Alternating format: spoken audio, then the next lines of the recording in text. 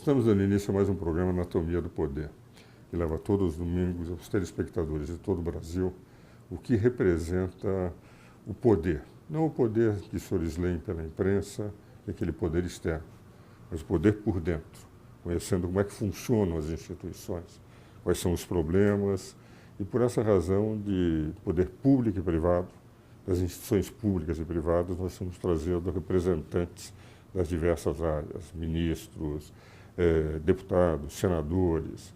Isso nos permite conhecer dirigentes de empresas, o que é o poder. Hoje temos o privilégio de ter entre nós um dos mais eminentes juristas brasileiros da atualidade. Foi professor da USP, autor de diversos livros, alguns escrevemos juntos, e que foi presidente da Academia Internacional de Direito e Economia, que possui 25 acadêmicos juristas, 25 acadêmicos economistas e 15 acadêmicos internacionais.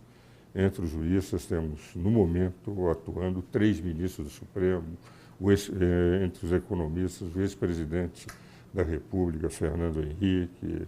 Já tivemos aqui nesse programa alguns acadêmicos, como Sidney Sanches, Antônio Delfim Neto, e hoje temos Hamilton Dias de Souza, que presidiu a Academia Internacional de Direito e Economia, é conselheiro da Fiesp, é conselheiro do Ético, um instituto na procura de colocar ética na atividade empresarial, e vamos conversar sobre as estruturas do poder, principalmente dentro do poder judiciário, legislativo e executivo. Na medida em que tem havido muita discussão sobre um determinado ativismo do poder judiciário, que, segundo o poder legislativo, estaria invadindo a sua competência de legislar, a hipertrofia do poder executivo, muitas vezes numa certa lentidão do poder legislativo, atua através de medidas provisórias em assuntos que ferem o artigo 62, e inclusive eu adicionarei ao que ele falará a importância das Forças Armadas à luz do que diz o artigo 142 da Constituição. Meu caro Hamilton, é um grande prazer ter aqui comigo nesse nosso programa, uma amizade que nos liga pelo menos há 40 anos, ou mais de 40 anos. Um pouquinho mais. Um pouquinho mais. Nós éramos jovens advogados, eu mais velho que você saindo, seu pai, tínhamos uma grande admiradora, foi um dos grandes juízes que nós tivemos na Justiça Federal, Zé Américo de Souza, de tal maneira que é uma grande satisfação tê-lo no programa. Nós estivemos juntos no curso de especialização em Direito Tributário com Sampaio Dória em 1968. Foi exatamente, 68. É isso. Exatamente. Foi daí que começamos a privar. Privar. Hamilton, nós estamos conversando antes de começar o programa, a sua preocupação é fundamentalmente com a edição de medidas provisórias e um outro problema que é importante, que não tem sido tratado, é que no processo legislativo, antes de qualquer projeto de lei ir para o plenário, tem que passar por comissões, Comissão de Constituição e Justiça, Comissão de Finanças, Comissão de Saúde, conforme o tipo de projeto, e muitas vezes fazem uma comissão mista, isto é, se unem para se ter a solução daquela questão, para se dizer se pode ou não pode avançar, e daí vai-se para o plenário. E não poucas vezes o plenário modifica e a matéria não volta, e você tem sobre isso uma posição bem definida que tem procurado levar para alertar o que isso representaria de inconstitucionalidade, não é? Você poderia explicar para o telespectador como é que funciona? Um prazer. Eu faria aqui, Ives, um parênteses, dizendo que a hipertrofia do poder executivo é hoje de alguma forma normal no mundo inteiro. Há uma certa lentidão do legislativo, o que faz com que haja uma certa atração para o Poder Executivo, que desempenha as suas funções, muitas das quais, inclusive, uma função legislativa. No Brasil, a iniciativa de leis, a forte iniciativa de leis é do Poder Executivo, ele pode pedir urgência, ele tem as medidas provisórias, tem o direito de veto. Então, o fato concreto é que é uma interpenetração de funções em que ninguém pode dizer propriamente que é uma separação estanque de poderes. Isso, em teoria política, é bastante conhecido, mas acho que convém explicar que o fato de o Poder Executivo ter realmente eu não vou dizer preponderância, mas uma força muito grande, ela é normal nos dias de hoje. Mas essa normalidade não permite um extravasamento desse poder. A Constituição limita os poderes. E a participação do Legislativo na produção de leis é fundamental. Mas, na prática, isso não tem acontecido, por variadas razões. Nós sabemos que no Brasil há uma coalizão de forças que formam uma base do governo no parlamento, e nessa base do governo os votos muitas vezes são tomados de acordo com aquilo que é indicado pelo próprio governo. As lideranças no Congresso agem de forma em que certas matérias não sejam examinadas. Eu sou testemunha de casos vitais, importantes. Um dia estava conversando com o presidente de uma comissão importante do Senado, em que ele estava incumbido de decidir ou de fazer com que a votação ocorresse naquele dia, e dias antes da votação, o líder do governo acrescenta normas completamente estranhas que ele, presidente da comissão, não conhecia, os demais colegas não conheciam, ninguém sabia o que estava sendo votado. Mas como ele era líder do governo, me disse esse presidente, ele imaginou que aquilo era do governo e todos votaram. E foi uma coisa dramática. Passada a votação, no dia seguinte ele recebe um chamado do governo. O que vocês puseram nessa medida que vocês tomaram? O que era aquilo? Ele falou, como que era aquilo? Aquilo foi do governo. Ele falou, não, o governo não tem nada a ver com isso. O relator simplesmente colocou alguma coisa do seu próprio interesse, mas como se supunha que era do governo, todos votaram. Isso mostra, de uma forma, sobretudo para o telespectador, como funciona, na verdade, o Congresso e como as matérias são votadas no Congresso. E é um dado, Hamilton, que hoje um dos problemas que nós temos detectado em audiências públicas, uma vez foi a audiência entre a entrada da Venezuela com o Celso Laffer, e havia o embaixador do Brasil na Venezuela, não estava passando pela comissão. Ficou na comissão muito tempo. E nós mostramos que enquanto a Venezuela não aceitasse o acervo normativo do Mercosul, nós não poderíamos admitir. Eu digo, não diga sim nem não, diga talvez. Isso é que o governo deveria fazer até que acertasse para ver se poderia entrar ou não. E a coisa estava, enfim, não avançando. O Romero Jucá pretendeu aprovação naquele momento na comissão, em função do depoimento meu e do Celso Laffer, eles não permitiram. Então, aquilo continuou 3 ou 4 meses, de repente, aí, para mostrar o que é a coalizão de governos, o que isso traz de problema, de partidos políticos, o presidente Lula, o que fez? Ele mesmo telefonou para cada senador da comissão e disse, olha, isso para mim é importante. Não é o problema de discutir se a Venezuela tem ou não que aceitar o acervo normativo. Os que eram contra e que pertenciam ao apoio do governo não compareceram. Os que eram a favor do governo compareceram, daí a comissão aprovou. Isto causou, enfim, um mal-estar muito grande, porque pessoas que tinham sido, os próprios que me convidaram a participar, não compareceram a pedido do presidente Lula que estava o apoio. E por que essas coalizões? Por uma razão muito simples. O Brasil partia de um país democrático entre países importantes e países emergentes de importância, entre os civilizados, as grandes potências e os emergentes importantes, que tem o maior número de partidos políticos. Então, um país com 29 partidos políticos faz com que nós tenhamos uma democracia de interesses pessoais, porque eu não posso acreditar que o Brasil tenha 29 ideologias políticas, e faz com que aconteçam episódios como esse, o que faz com que nós, juristas, temos que tentar, pelo menos, garantir nessa confusão partidária esses aspectos. Né? Fala, Anitta. Eu acho impecável. Esse é um tema sobre o qual eu gostaria, você colocou muito bem, sobre o qual eu gostaria até de não acrescentar, mas de dar a minha opinião que essas coalizões, infelizmente, não são feitas tendo em vista o interesse público, exatamente, nem o interesse do povo.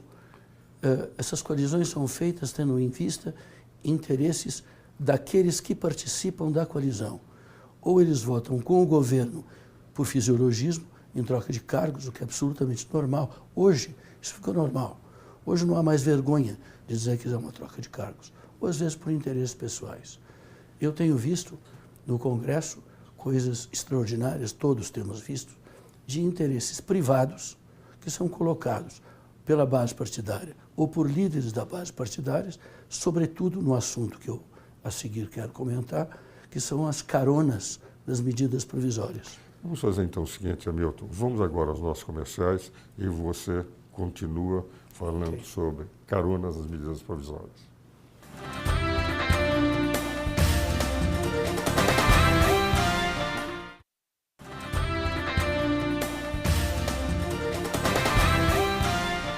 Damos continuidade ao programa Anatomia do Poder, entrevistando aqui o professor Hamilton Dias de Souza, um dos maiores juristas do Brasil na atualidade, especialista em direito tributário e junto nós trabalhamos, inclusive, durante a Constituinte, quando houve a formação do Grupo Centrão e que terminou prevalecendo sobre a Comissão de Sistematização. Os deputados Roberto Cardoso Alves e outros pediram para mim e para o Hamilton, aliás, mais para o Hamilton e para mim, mas fomos nós dois que trabalhamos, num anteprojeto para tentar salvar o que havia de bom da Comissão de Tributos, da Subcomissão de Tributos, e apresentar um projeto que não permitisse a adulteração daquele trabalho que foi feito anteriormente, que a Comissão de Sistematização estava mudando a estrutura do poder tributário, do sistema tributário no Brasil. E a Hamilton e eu fizemos um anteprojeto, praticamente esse anteprojeto terminou sendo aprovado na Constituinte. É, portanto, indiretamente, um dos que trabalhou na conformação do sistema tributário naquilo que ele tem de melhor, que é das normas gerais e das limitações constitucionais do poder tributário, onde nós ficamos mais trabalhando para que não houvesse uma adulteração, como se pretendia através do grupo da Comissão de Sistematização. Mas vamos ouvir agora o Hamilton sobre a sua proposta da medida provisória, como ele gostaria de que fosse respeitada a Constituição, para que nós tivéssemos como um instrumento de urgência e relevância, e não como instrumento normal do exercício legislativo. A medida provisória substituiu de alguma forma o decreto-lei. E em vários países do mundo, Itália, França, sobretudo na Europa continental, é normal que haja atos do Poder Executivo com força de lei. Portanto, não estou investindo contra todos os atos do Presidente da República, do Poder Executivo com força de lei. Mas tem de haver balizas, tem de haver limites. A medida provisória é um instrumento excepcional. Como instrumento excepcional, ela só pode ser editada em certas circunstâncias. O assunto não é talvez tão simples, mas vou tentar fazê-lo simples. Diz a Constituição, em caso de urgência e relevância, poderá ser editada a medida provisória. O que é em caso? Caso é algo que não pertence ao mundo das decisões. Caso é o que pertence ao domínio dos fatos. Então, se houver uma epidemia, uma greve, uma situação extraordinária econômica que exija uma atitude normativa do Estado, o Presidente da República poderá editar uma medida provisória que regule aquele fato. Repito, não é decisão dele. Ele, na verdade, vai a reboque do fato. Ele tem de fazer alguma coisa por causa daquela situação externa ao mundo das decisões. A norma só pode se referir àquele fato e a nenhum outro fato. Portanto, a medida provisória tem uma implicação recíproca entre fato e norma. Se, por acaso, sair uma medida provisória que, a pretexto de regular aquele fato, discipline outras situações de fato que não têm relação de pertinência lógica com a primeira, haverá inconstitucionalidade. Isso, meu caro Ives, há mais de 10 anos que eu penso, já submeti isso a várias pessoas, já submeti ao Supremo Tribunal Federal. Os ministros com os quais eu falei, todos acharam que era uma tese fundamental, só que ela mexe com a República. Ela mexe com a República. Claro que se poderia pensar em dar aqui um efeito prospectivo, de forma que não alcançasse o passado. Claro. Porque, infelizmente, no Brasil, a regra são as caronas das medidas provisórias. A medida provisória é editada para regular um determinado fato e depois se encaixam nas medidas provisórias novas normas que não têm nenhuma pertinência temática com a medida provisória. Isso, a meu ver, é inconstitucional. Essa é a questão, mas eu não gostaria de aproveitar isso, dada a sua primeira provocação de falar um pouco dos poderes, de me referir ao Supremo Tribunal Federal. O Supremo, eu mudo um pouco de tema. O Supremo Tribunal Federal deverá examinar essa questão das medidas provisórias. O Supremo Tribunal já disse que medidas provisórias que não tenham passado pelo crivo de comissões mistas, tanto da Câmara como do Senado, que analisem os pressupostos dessas medidas provisórias, isso implica na sua invalidade. O Supremo irá examinar essa matéria que há pouco eu coloquei e que, de alguma forma, está um pouco em linha com o que ele já disse quanto às comissões. Porque se as comissões são prévias, elas só examinaram aquela matéria. A carona não foi examinada. E se não foi examinada, deveria ter sido examinada. E o não exame implica em sua inconstitucionalidade, pelo menos dentro da lógica que o Supremo Tribunal Federal traçou. Mas fala-se muito hoje de conflito entre poderes e que o Supremo Tribunal Federal tem invadido um pouco o campo de competência exclusiva do Poder Legislativo.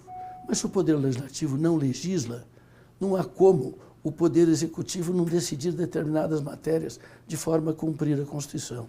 Pode-se falar que há discordâncias. Eu, por acaso, conheço perfeitamente a sua discordância e a minha discordância, no caso, por exemplo, do casamento entre homossexuais, em que eu acho que o Supremo, de alguma forma, foi um pouco além daquilo que a Constituição previa. Mas eu não quero discutir casos específicos. O que me parece... Eu diria mesmo, por exemplo, nos anencéfalos, criando o aborto terapêutico, o aborto eugênico, que não há no Código Penal. E eu diria até no caso das células-tronco, naquilo que diz a vida é inviolável.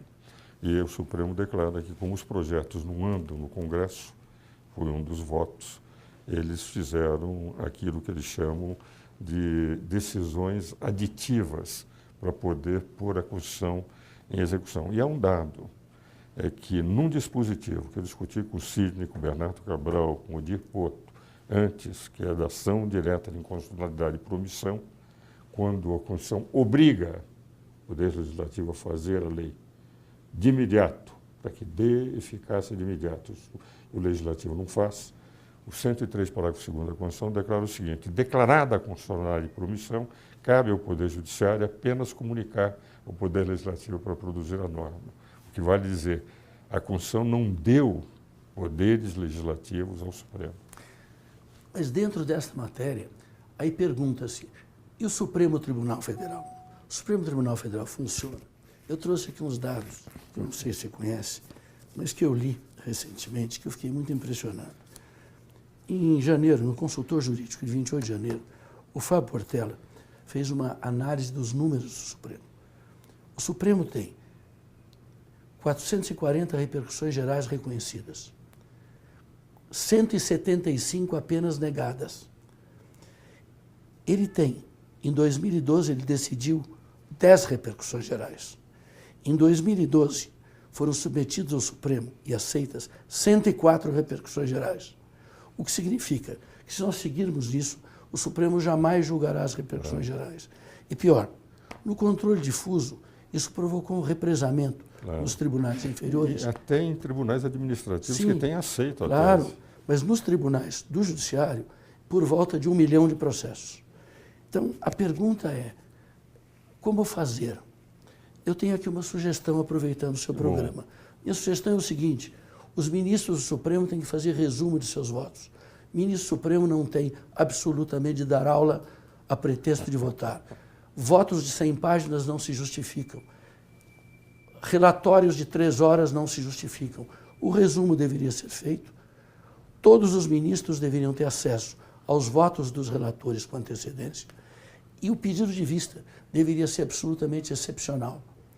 Portanto, quando o plenário se reunisse, deveriam decidir a matéria e, por exceção, repito, exceção justificável em face dos debates do plenário. Aí se justificaria o pedido de vista, que deveria ter um retorno ao plenário num prazo razoável. Aliás, Milton, inteiramente de acordo. Desde a instalação da TV Justiça, eu venho dizendo isso. Eu advogo, a primeira sustentação do Supremo eu fiz na década de 60, 62, 63. Eu me lembro que quando eu fiz 50 anos, entende, ano passado, eu fiz essa observação. Há 50 anos eu subi àquela tribuna. Agora, nunca houve, antes da TV, esses votos longos. nós tínhamos processos que andavam muito rapidamente. Era distribuído antes, eles liam, não havia o computador, mas eles recebiam e dizia, acompanha o relator, não acompanha. Quando não acompanhava, dizia porque não acompanhava, os processos eram rápidos. Foi a TV Justiça que obrigou os ministros a darem aulas. E você tem inteira razão. Se eles não mudarem isso, nós não vamos sair senão de 2, 3, 4 julgamentos por sessão. Os dados são estarrecedores. Como é que você pode imaginar que nós tenhamos 104 repercussões reconhecidas e 10 repercussões votadas? O que acontecerá no futuro? Claro. Eu fui muito rapidamente em termos do conflito entre poderes. Acho que o Supremo Tribunal Federal tem uma legitimidade política muito grande para fazer o que faz. Argumenta-se muitas vezes, e ultimamente nós temos visto na grande imprensa, que os ministros supremos não são eleitos. Eles não têm mandato popular, portanto não podem fazer o que fazem. Grande equívoco. Voltando um pouco do início, nesta separação de funções, que se costuma chamar de separação de poderes, o Supremo Tribunal tem um papel importantíssimo, porque se não houvesse um terceiro com o poder que o Supremo Tribunal Federal tem, seria muito possível que o Executivo, com a base parlamentar sobre a qual nós conversamos há pouco, fizesse aquilo que bem entendesse e que oprimisse as minorias. Mas há um dado, Hamilton, e estamos terminando o programa, mas eu queria fazer observação.